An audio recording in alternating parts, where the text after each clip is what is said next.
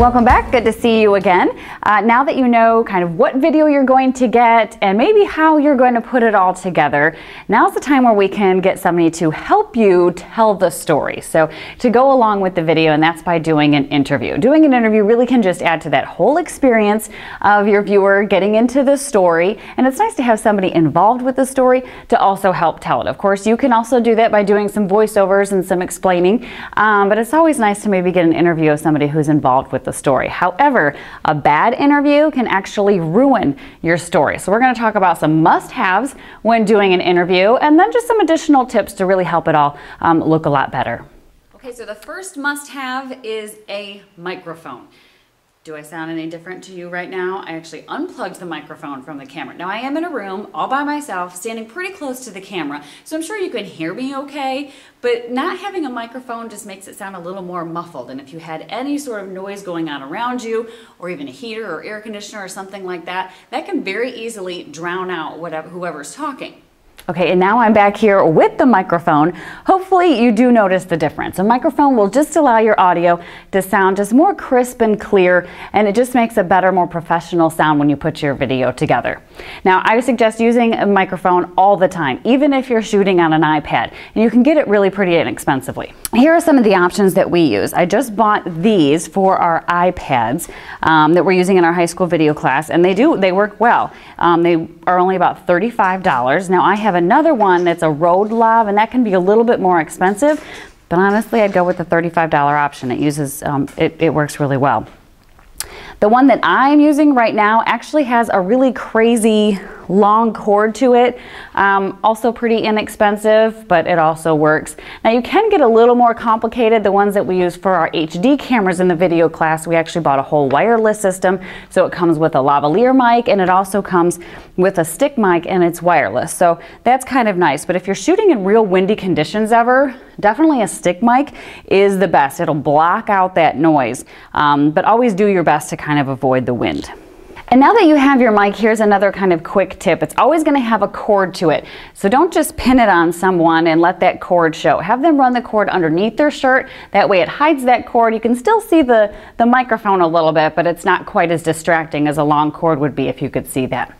Okay, now let's get to the actual interview part. We are going to frame up your interview.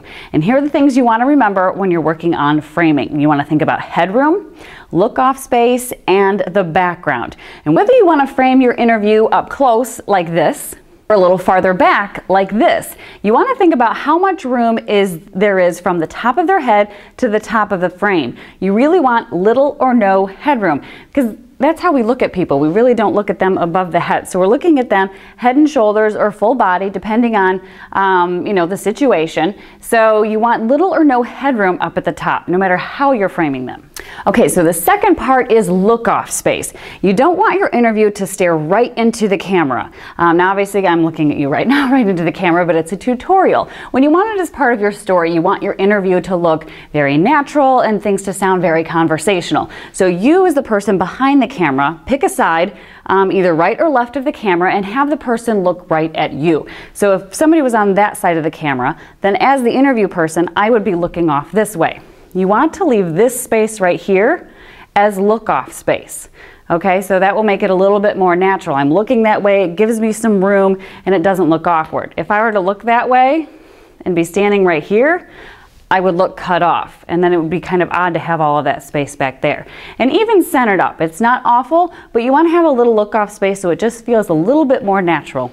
Okay, now for the backdrop. Notice one thing here, the windows behind me. Don't ever frame your interview up with windows behind them. Obviously the lighting then doesn't work. Instead, use those windows to your advantage and get that natural light to go on the person's face, and that will help with the lighting. Other than lighting, you also want to think about depth. Don't ever put your person up against a blank colored wall. It doesn't really add any depth.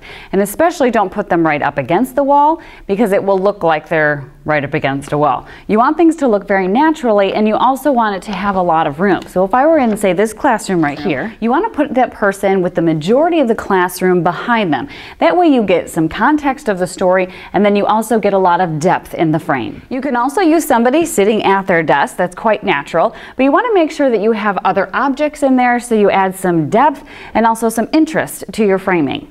So to quickly review, make sure you have a microphone. Remember to hide the cord of that microphone. Frame up your interview so there's good lighting, little to no headroom at the top. They have good look-off space and an interesting background. Okay, those are the basics, the must-haves of doing a good interview. Now here's just a few more advanced techniques that'll help your interview look a little bit better and maybe add a little bit more to your story. So first of all, instead of setting somebody up for an interview, you could always put the mic on them while they're actually doing something.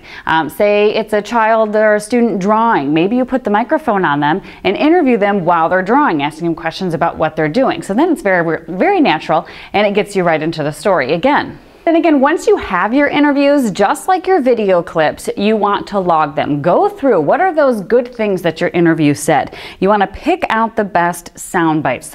Those short 5 to 10 second clips. You can use them separately or string them together to narrate or add to your story. And finally, make sure your interview isn't the only interesting sound you have in your story. You want to couple their sound bites with the natural sound breaks that we talked about last week, kind of getting into a rhythm of hearing your interview. Talk a little bit about what's going on and then hearing a little bit about what's going on. That will let your viewers keep up with the story being told and also give them some natural breaks just to take in what's being said and what's being shown. And finally, make sure that the person that you interview is on camera at least for 5 seconds. That'll give you time to actually put up a little lower third title like you see here, so people know who they're talking or who's talking. You usually want their name and their title or maybe what they have to do with the story. After that though, you can go ahead and cover up your interview. Maybe they're talking about students drawing. So once they talk for a few seconds and you identify who that person is, go ahead and cover the rest of their interview with the video that they're talking about. That way people not only hear what's happening, but they also get to see it at the same time. It makes a little better connection for your viewer. So again, another tip to kind of go along with that, always do your interviews first if you can. That way you have an idea of what they're talking about and some of that good video that you should get. So again, some of these little advanced tips, try to do an interview while the action is happening. Make sure you pick out short sound bites and log your interview so you know exactly what you have to work with. And then couple them with those natural sound breaks to give your story a nice flow. And that's what it takes to do an interview. Now next week for part 4, we're going to kind of wrap it up with just other things to know, kind of a hodgepodge of some advanced hints to, again, make that video just look a little more polished and professional. I'm sure you're already on your way, and so we'll wrap it up next week. See you then.